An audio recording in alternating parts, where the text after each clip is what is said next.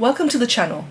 I'm going to talk about Phantomleaf camo. It's actually a name given now to a group of camo patterns, and it comes from Germany. It's the brainchild of Dr. Florian Lenz, who's a medical doctor with a background in psychology, and it's designed as a civilian camo. It first started making the waves back in 2018, and in 2019 Leo Köhler started producing a line of clothing in the Phantomleaf family of camos. And then, of course, we had the dreaded COVID, which then put a stop pretty much to everything for a few years. Lately, Phantomleaf has come up again with a new version that's just been shown off at the IWA last March at the Sturm Miltech stand. I describe Phantomleaf as a family of camos. It's got the WASP 1 version, which ironically is the one that's debuted more recently, and the WASP 2 version, which is the one that first started coming out from 2018. Within that, there are a few zones of camouflage. So Zone 2, for instance, Z2, is designed for semi-arid, lower vegetation, more sort of bush and open areas. So the characteristics are there that it's a little bit more brown and a little bit lighter in colour. Z3A, on the other hand, is designed far more for jungle, maybe medium to dense jungle, temperate forest, and generally more green backgrounds. So it's a little bit darker and it emphasises the green. Dr. Florian Lenz described his concept that you're moving from place to place. You may not necessarily perceive your environment the way the observer, whoever is watching you, might perceive it. His criticism of many camos was that they relied on someone staying still in the environment. When you move from one area to another area, you might not be as aware of the background, of what's behind you or your environment once you've moved to the new area. So his example was that if you picked a really nice spot and you had a camouflage that was mainly green in tone, and you were surrounded by lots of green leaves and fairly dense green cover, then your camouflage would be great. But the minute you moved from that into an area perhaps where you've got a fallen tree behind you or a dead tree behind you, then all of a sudden your very green camo would stick out like a sore thumb against the brown background. Similarly, if you were to change distance, if you were far back and you were, say, at 100 meters and you've got a camo that works great at 100 meters because it's got wide areas of shading and is generally optimized for these large broken up colors or color forms across the camouflage, that would be fine. But if you were to move, say, within a range of 35 to 60 meters, then all of a sudden there's going to be a lot more detail in that, what would be a foreground to the observer.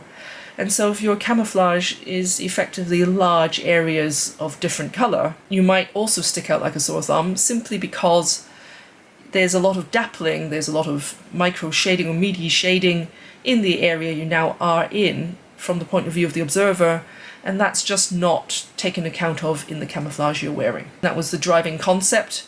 The camouflage has got to be able to be effective irrespective of where you move to. So I've got some examples of both the WASP 2, that's the earlier version, and the WASP 1 camouflage in both the arid zone Z2 and the jungle zone Z3A. And what do I think of it? Well, for starters, it is a return to a two-tone green and brown coloration, which I find very welcome. If you look at some of the more influential camo patterns, I mean, starting off with the World War II P camo that the Germans used, it is characterized by very strong areas of brown and green. And that was one of the more effective ideas, simply because they were not even across the body. And because with the greens and the browns, it provided a really nice contrast, and it really did help to break up the body shape. One of the more interesting camouflage developments that predated the Phantomleaf actually was the Pencott Green Zone. Pencott Green Zone tried to use pixelation and dot patterns with a sort of shading effect, a little bit like the P dot of the World War II pattern. And it was actually highly effective because you'd actually have very distinct areas which were brown and very distinct areas which were green, but they were mixed and matched in such a way that the pattern was actually not very predictable. The coloration for jungle was very good as well. This, for instance, is the back of a Woodland Shirt. And you can see large areas of brown shading and large areas of green shading, and they are interspersed with these smaller black and tan overlay. So the idea behind it is the wearer's form would be broken up, but probably only at distance, because the pattern is actually recognizable by the eye. It's not very confusing, and it does have a sense of being fairly flat. And it's because of the lack of detail that it does have that sense of being fairly flat. This is an example of Phantomleaf WASP 2 in the Z3A or green configuration. It has large areas of green and also large areas of brown. It also has the same thing replicated in a lighter shade, and then cut across that you have areas such as these, which are a little bit like the overlay patterns on the Woodland Camo. But in order to ensure that the camo does not have a flat appearance the way the Woodland Camo does, you also have dappling effects. And the dappling effects actually run across both light shades and dark shades. And they also run from fairly large patterns, which are maybe about 1 centimeter across, to very small ones, where they're basically just dots of multiple colors. This is an example of the WASP 2 Z2, so the arid and bush, semi-arid, low bush, low vegetation. It is more brown in tone. It does have large areas of light overlay across darker overlay. It's got areas of green.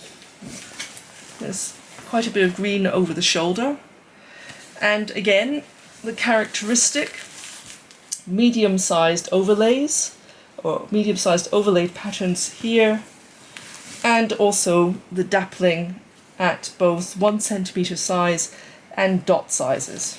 As a result of this amount of detail, the appearance is not flat like the Woodland.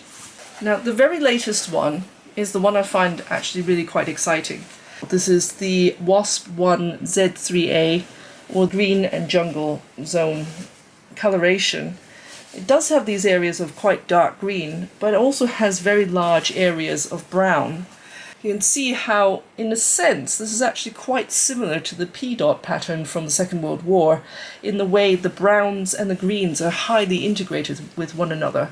The difference, I think, between the WASP 1 and the WASP 2 is that there's more use made of these larger overlay type patterns, as well as large zones. I think that is the reason why the two-tone effect is so much more pronounced on the WASP 1 than it is on the WASP 2.